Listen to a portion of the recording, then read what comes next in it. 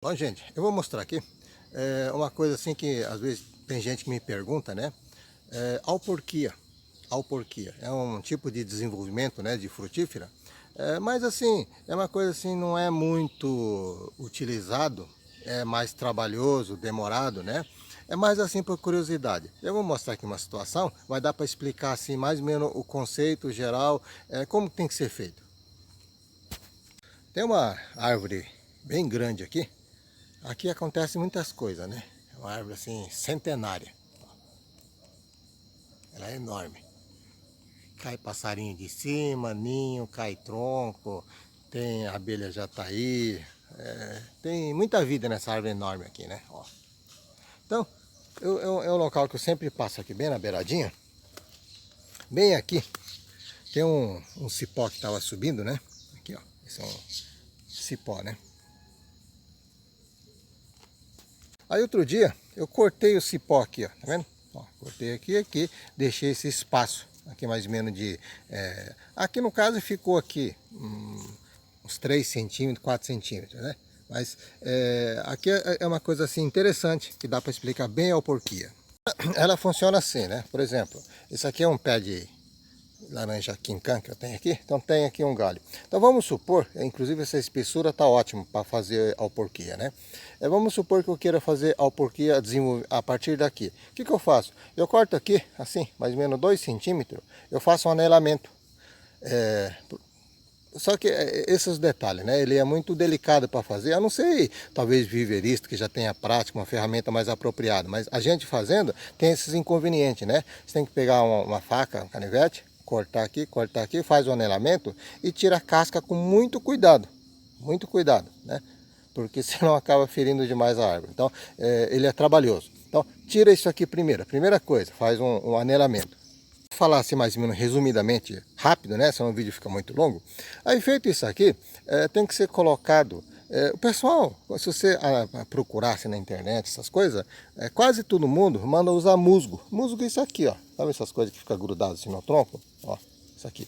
Só que é uma situação assim, que não sei se já tentaram fazer, eu já tentei fazer, não é muito fácil você encontrar esses musgos em grande quantidade. Talvez naquela região úmida, nas baixadas, árvore antiga, capaz que tenha, né? Mas realmente não é fácil. É que aqui essa árvore fica numa parte mais úmida, então ela tem um pouco de musgo. Então manda usar isso aqui, esse material aqui, né?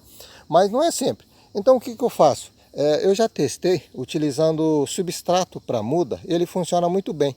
Ou, de repente, você pode até colocar um pouquinho de musgo para ter esse contato da casca da árvore, digamos assim, né? Mas o substrato para desenvolver muda, ele funciona muito bem.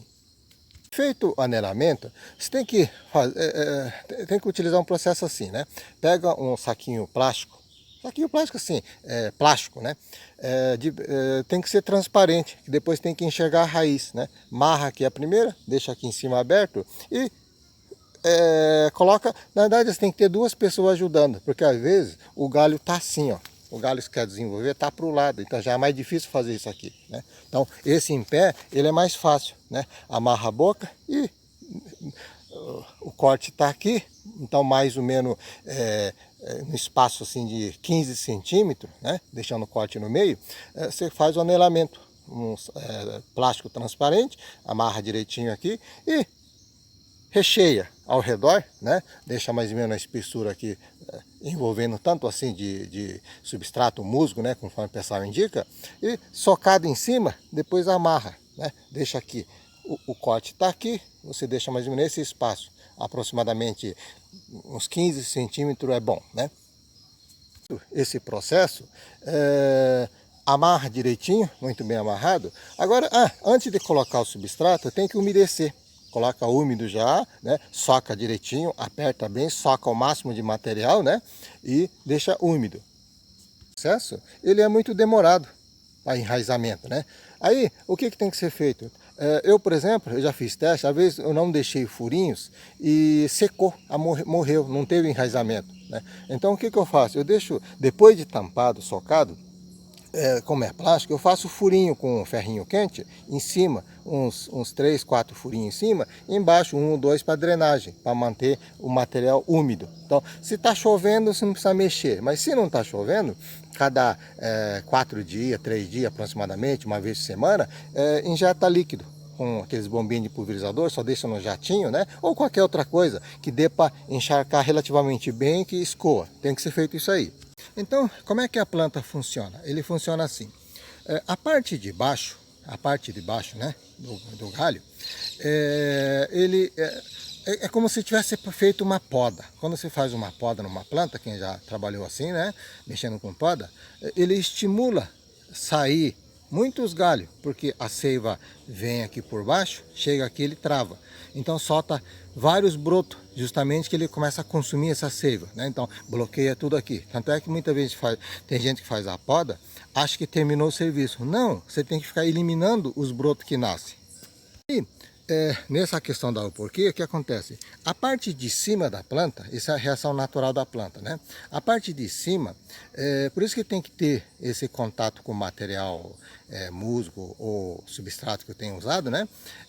Ele desenvolve enraizamento, bem aqui, né? Então, é isso que vai acontecer dentro do alporquia, né, dentro do saquinho, dentro dessa, digamos, essa proteção de plástico, né, desenvolve raiz, porque a planta, naturalmente, ele busca sobreviver, né, então, como é que ele faz? Ele tem que buscar nutriente, buscar água, então começa a soltar a raiz, exatamente assim. Então pode ver que nesse cipó deu para mostrar bem, a parte de baixo está soltando o broto e a parte de cima está soltando a raiz. Então esse é o conceito que é utilizado.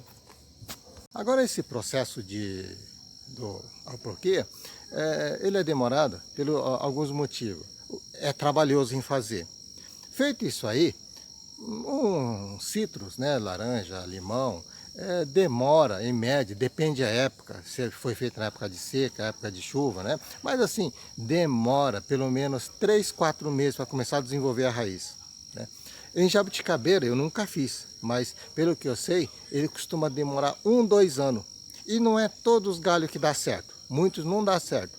Se tiver qualquer fragmento de casquinha, aquela casquinha começa a regenerar e começa a passar seiva por ali, aí ele começa a regenerar. É a reação da natureza, né? Então você tem que tirar totalmente. E não é todos que desenvolvem a raiz. Então você faz num pé, digamos assim, estou chutando, né?